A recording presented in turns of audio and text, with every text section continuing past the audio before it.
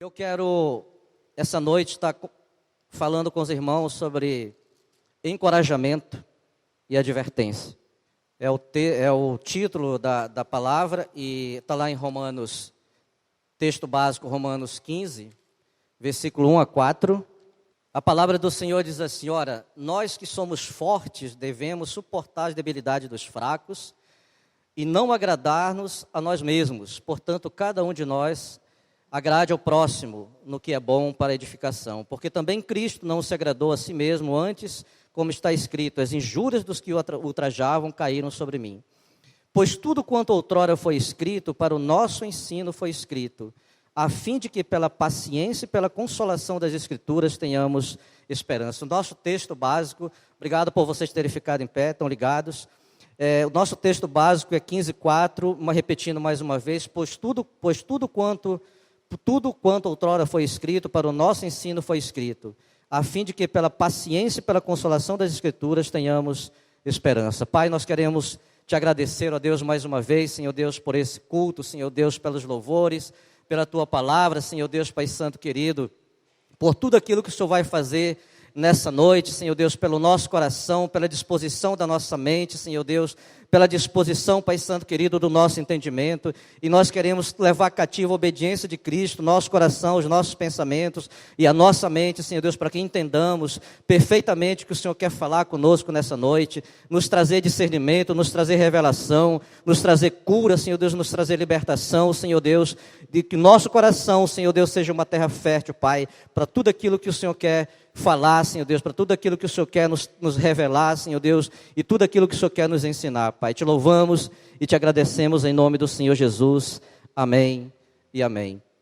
Então, queridos, essa carta de Romanos é uma carta tipicamente de orientação, né, de ensino. Ela não é uma carta de proclamação. Você vê poucas coisas no sentido de ele estar proclamando, mas é uma carta de ensino. E esse texto também é um texto de ensino. E ele fala de imitação, ele fala de simpatia, ele fala de altruísmo, ele fala de abnegação de Cristo. Ou seja, ele estava orientando aos irmãos, isso também não é uma carta localizada, é uma carta universal já. Ele estava orientando os irmãos que a condução, o relacionamento que eles tinham, a partir dali teria que ser como Cristo fez. A orientação teria que ser como Cristo fez. O relacionamento, a comunicação, o lidar dia a dia. Se vocês lerem o capítulo todo, vocês vão ver ele falando muitas coisas nesse sentido.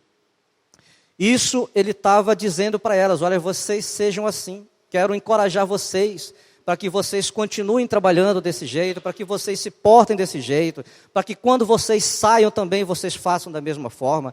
Isso é muito interessante, queridos, porque se nós passarmos essa informação aos nossos discípulos, que eles sejam conduzidos naquilo que Cristo fez, certamente que nós teremos uma igreja agraciada, uma igreja poderosa, uma igreja abençoada, uma igreja submissa, e uma igreja que vai ter um relacionamento perfeito entre o seu corpo. E o que interessa realmente é o corpo, querido. E como ele fala aqui, que deixa a individualidade, deixa aquilo que é de nós mesmos, deixa aquilo que é próprio.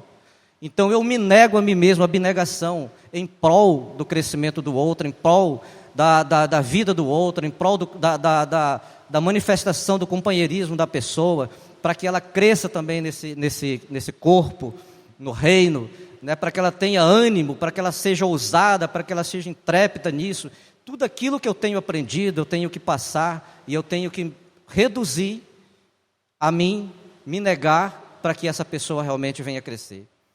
E se a gente vê o histórico de Paulo, era exatamente dessa forma que ele se portava. Isso é muito importante no reino. Obrigado, irmão. Aleluia.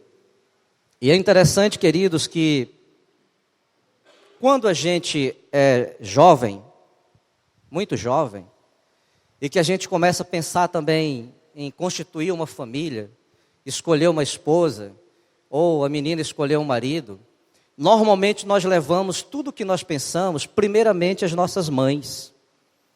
Dificilmente nós procuramos um pai e dizemos assim: pai, o que é que você acha de fulano?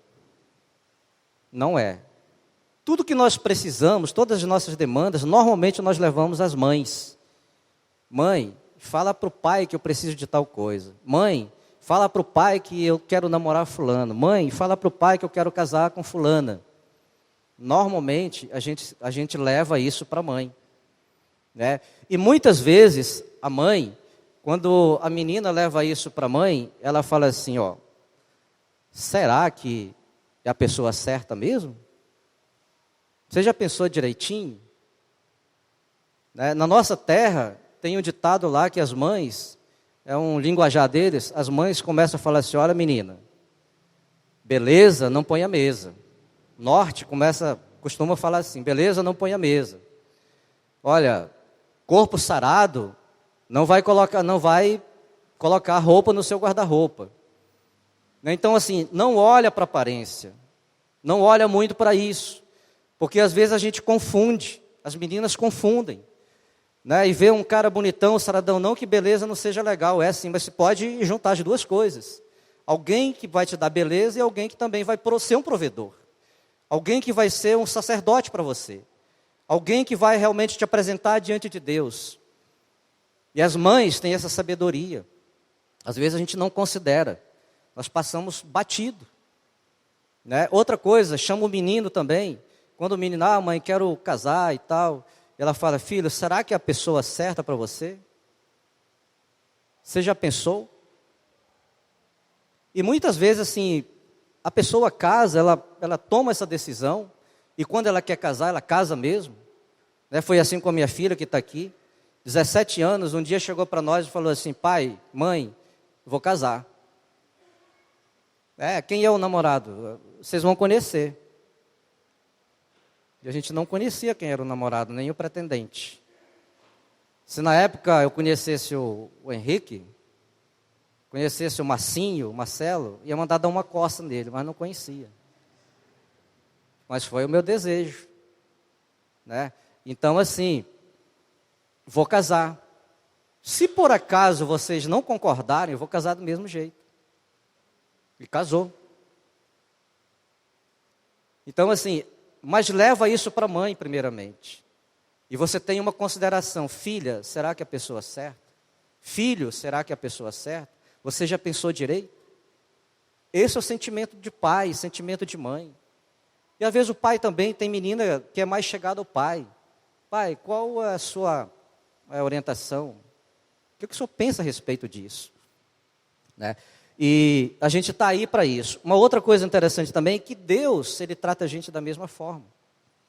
Sempre está nos conduzindo por um caminho certo, encorajando você, tratando das suas coisas, te dando direção, né? Mas sempre Ele está falando assim, em Isaías 30, 21, Isaías 30, 21, Ele diz o seguinte, olha, quando você, filho, se desviar para a direita ou para a esquerda, você ouvirá atrás de você, dizendo, esse não é o caminho, voltai.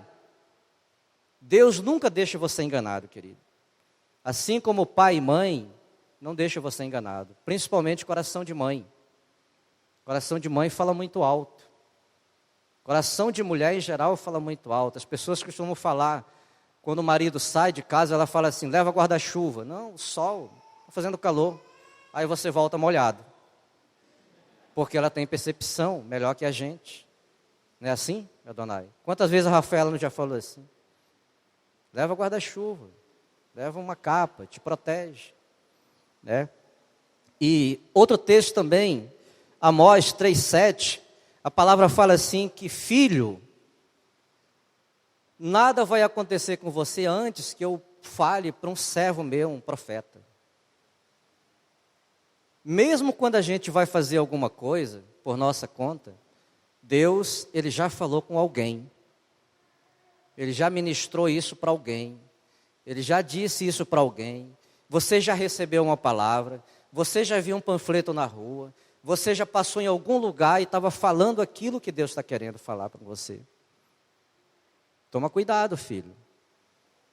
Mas o que acontece? Como diz a pastora Luciane, muitas vezes a gente está inebriado, a gente está embriagado, dopado por um sentimento, por uma emoção, né? Ou até mesmo assim para a gente rebater, né, ou passar a nossa inconformação com alguma situação em relação à família, e nós insistimos naquilo. Mas não esqueça que quando você fizer isso e a coisa acontecer do jeito que você não queria que acontecesse, saiba que Deus já falou contigo. Você não vai dizer assim, Deus não me avisou, Ele te avisou. A palavra é clara. Como diz o comentarista da Globo, a regra é clara. Ela não erra. Ele vai sempre te avisar do que vai acontecer. Você tem que ter ouvidos para isso. Seus ouvidos têm que estar voltados para isso. Muitas vezes a gente tem, durante o dia, o nosso dia, tem muitas vozes que a gente ouve.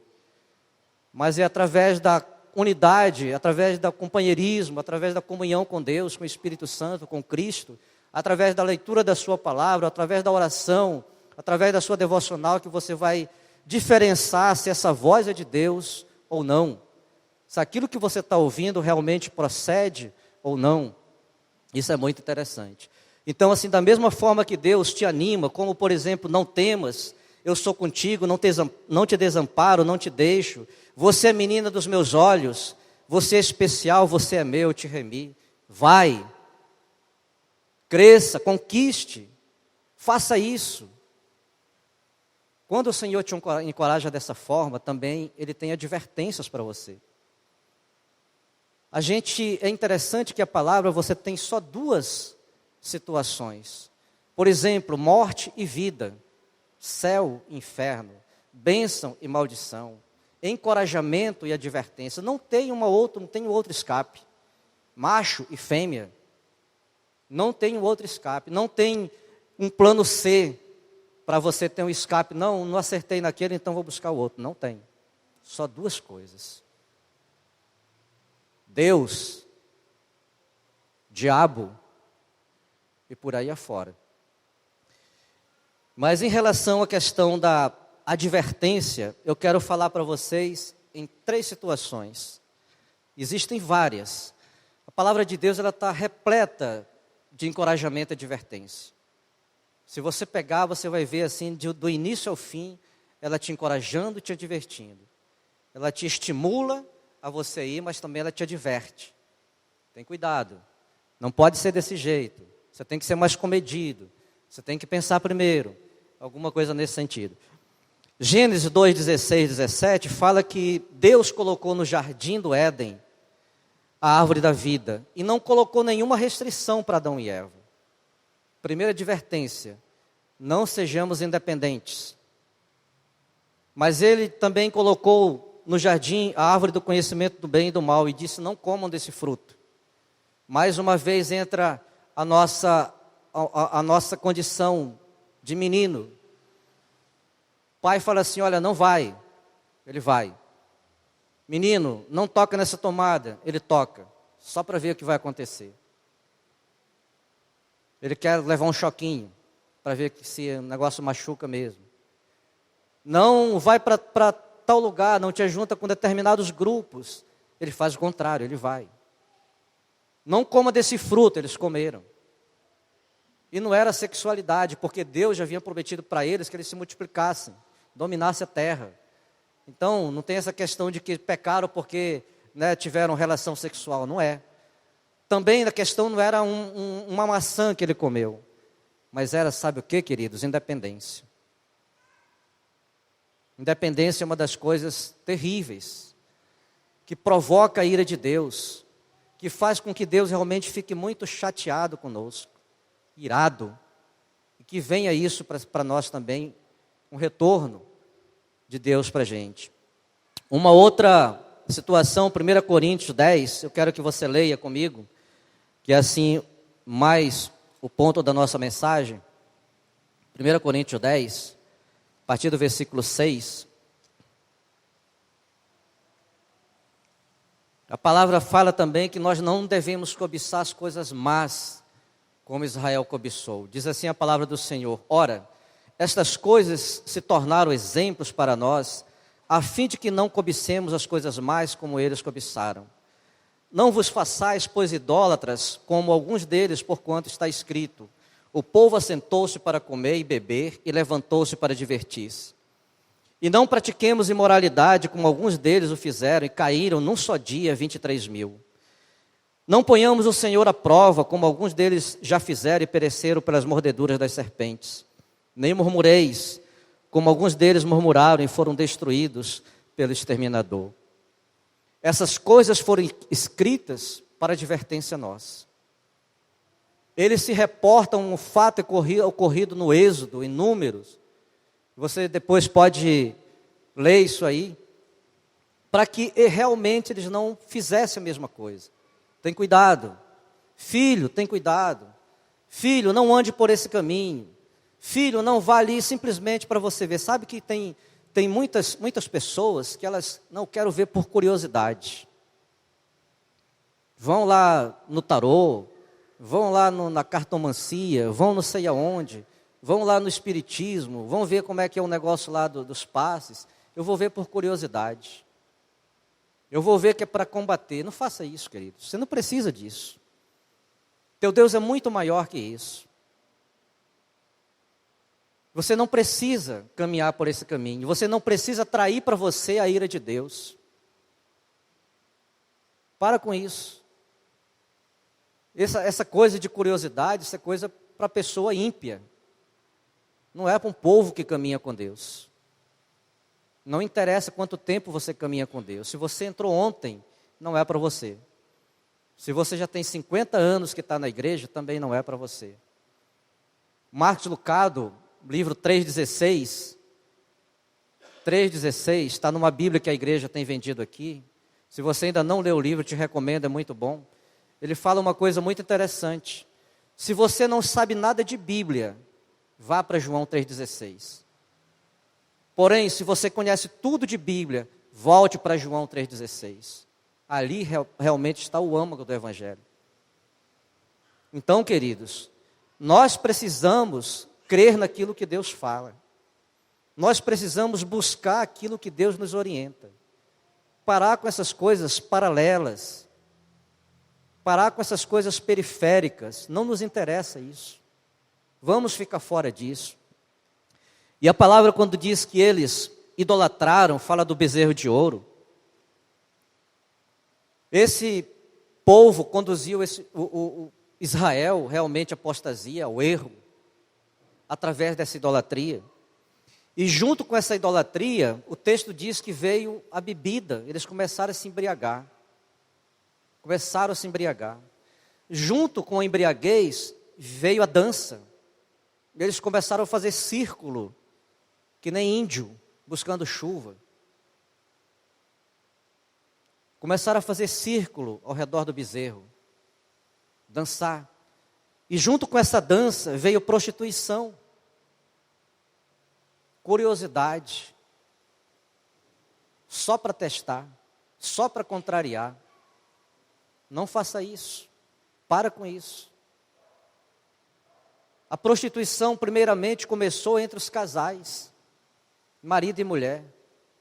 Depois se estendeu para outros. Daqui a pouco estavam fazendo uma furdunça ali.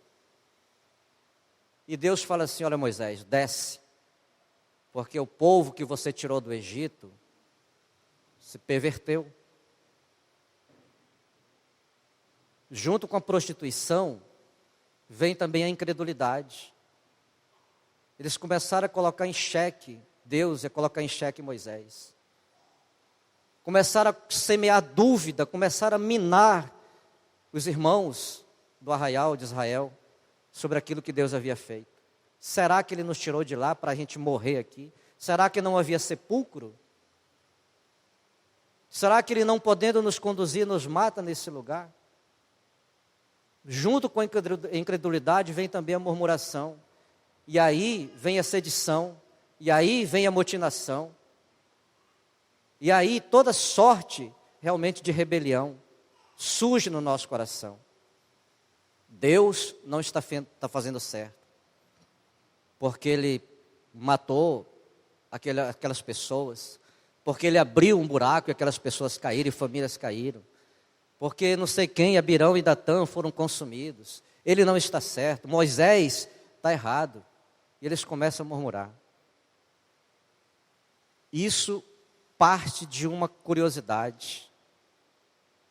E a palavra também fala assim que Moisés pediu que todas as pessoas colocassem lá os seus brincos, suas pulseiras, para que ele fizesse o bezerro.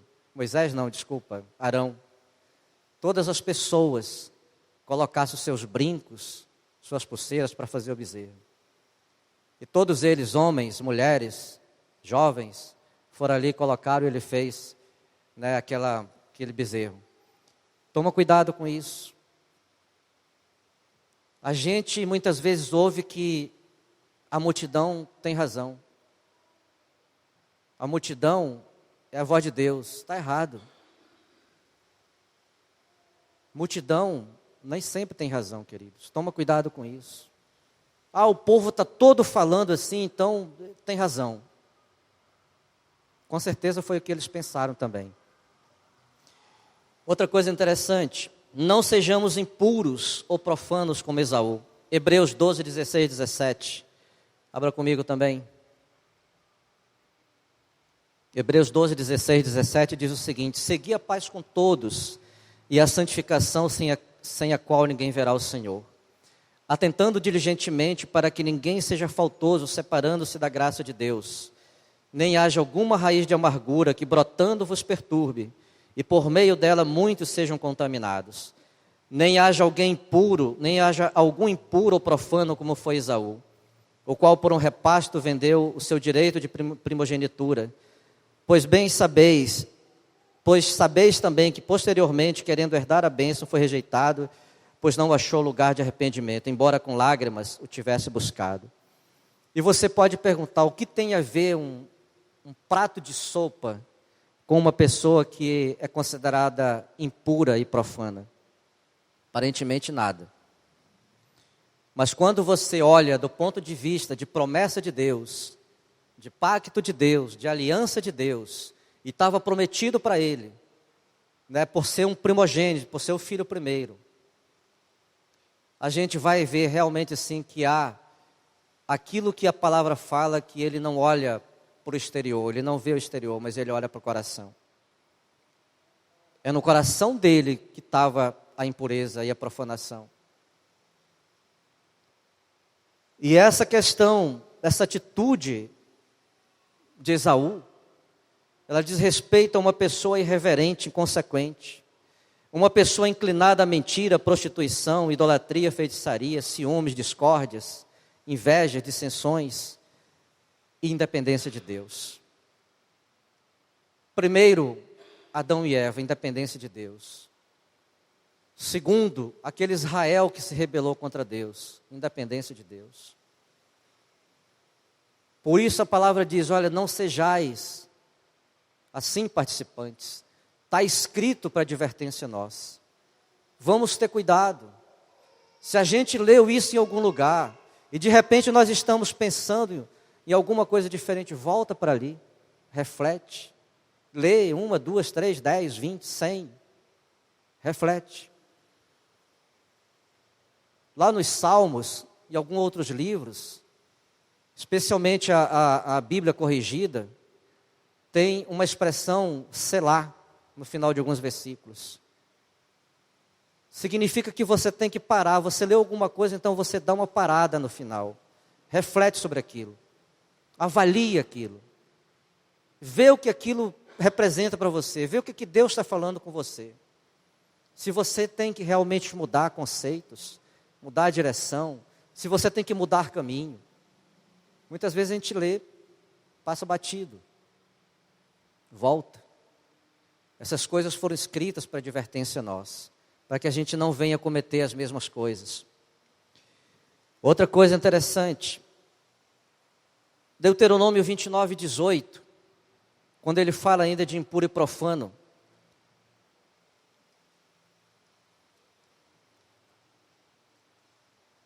Esse mesmo texto que a gente vê em Hebreus, que chama de raiz de amargura, a palavra diz assim, Deuteronômio 29, 18, para que entre vós não haja homem, nem mulher, nem família, nem tribo cujo coração hoje se desvie do Senhor nosso Deus, e vá servir aos deuses de outras nações, deuses dessas nações, para que não haja entre vós raiz que produza erva venenosa e amarga. raiz de amargura, erva venenosa e amarga, são coisas que vão tirar a pessoa daquele caminho de Deus. E diz a palavra que não só contamina a mim, mas contamina todos. É a murmuração, é a motinação, é a sedição, é a incredulidade, é o minar no arraial. Nós temos que ter muito cuidado com isso. Nós estamos num período de transição. E nós precisamos realmente ter cuidado com isso. Precisamos blindar. Teve uma época que eu falei para o Marcos e para a Luciene, e falei para os meus discípulos que a gente ia blindar eles. Tudo que chegasse a nós, a gente ia realmente blindar. Para não sair dali. Morre ali. A nossa função como servo de Deus é exatamente, chegou aqui e morreu. Não passa mais. Se nós agirmos dessa forma, a gente vai ter menos probabilidade daqui a pouco a gente estar dançando ao redor de um bezerro de ouro. Não é o nosso propósito. A igreja não nasceu para isso, não foi constituída para isso. A igreja não existe para isso. A igreja existe para ser abençoadora de vidas, conquistadora de povos, de nações. A igreja existe para fazer diferença na face da terra, para proclamar as verdades de Deus. Se o que você está recebendo for comum, beleza, continua. Se for Cristo, se for Evangelho, se for salvação de vidas, beleza, a conversa vai longe. Mas se não for comum, sinto muito, paro por ali mesmo. É a melhor forma que nós temos. Então não deixa que essa erva venenosa, que essa raiz de amargura, eu não estou dizendo que exista. Não estou dizendo para vocês aqui ficar com o coraçãozinho batendo e achando que tem. Eu estou dizendo que a palavra diz que isso está escrito para advertência nossa. Antes que isso venha semear algum tipo no nosso meio, então a gente vai começar a ter esse coração. Vamos parar. Vamos segurar. Não vai continuar. Em nome do Senhor Jesus. Uma outra coisa interessante também. Adão e Eva choraram. Israel também chorou. Esaú também chorou. Mas a palavra diz que não encontraram arrependimento, porque Deus havia rejeitado eles. Não adianta muitas vezes a gente ser levado para fazer tal coisa, ser independente, e depois a gente falar, puxa, pisei na bola. Pensa antes, reflete antes, volta lá de novo, vai para João 3,16, vê que tipo de amor é esse, que Deus amou tanto esse mundo, e tanto esse mundo estava você, que mandou seu próprio filho, seu único filho, para que todo aquele, esse todo é você, não pereça, mas tenha vida eterna. Olhe para isso, considere isso, reflita realmente. Uma outra coisa, 1 Coríntios, nosso texto, 1 Coríntios 10:11, e nós estamos finalizando a mensagem. Eu quero pedir que 5 encontreiros, o irmão Márcio pediu, 5 encontreiros subam para estar ministrando nas crianças que fizeram encontro lá em cima. 5 pessoas. Amém. 1 Coríntios 10:11, a palavra fala assim: estas coisas lhes sobrevieram como exemplos e foram escritas para advertência nossa, de nós outros, sobre quem o fim dos séculos tem chegado. Aquele, pois, que pensa estar em pé, veja que não caia. Essa é a orientação de Deus. Exemplos são tipos, literalmente tipos de situação que foram criadas e que as pessoas realmente se enrolaram com elas. Então são exemplos para que a gente não ocorra na mesma coisa. Advertência é que nem tentação. Tentação não é pecado, querido. Jesus foi tentado, mas ele não pecou. Então, a tentação, quando ela vem, você tem como sair. Não deixa ela se transformar em pecado. Advertência para que você não incorra nesse tipo de situação e seja rejeitado por Deus mais tarde. bloqueie, blinde, fuja. Tiago fala assim, Tiago Timóteo fala um negócio interessante. Fugir da paixão da mocidade. Resistir o diabo, mas foge da paixão da mocidade. Toda vez que a gente tentar resistir às paixões da mocidade, vamos cair. É mais forte do que a gente, vamos cair. Então, com a orientação bíblica, fuja. Não é covardia não, é sabedoria, fuja. Isso é coisa de Deus. Mas o diabo você não foge, o diabo você resiste. Muito interessante, poderoso. Isso é uma palavra assim para o meu coração e para o coração da igreja. Para que a gente reflita sobre isso.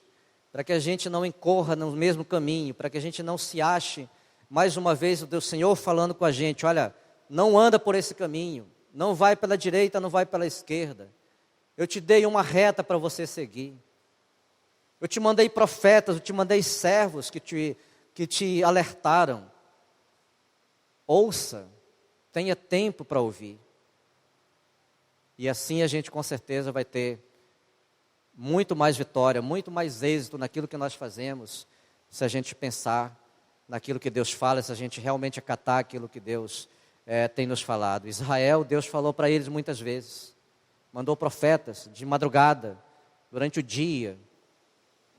Mandou dezenas de profetas, mas eles não ouviram. Não sejamos como eles, coração endurecido, coração realmente obstinado. Obstinação também é diferente de perseverança. Muitas vezes você acha que você está perseverando em alguma coisa, você está sendo obstinado. Coloque isso no seu coração, você tem que repensar isso. Se aquilo que você está fazendo, mesmo que seja em prol do reino, em prol da obra, vê se o que você está fazendo não é obstinação em vez de perseverar. Saiba discernir isso. Deus não é Deus de confusão. Certamente que não é Deus de confusão.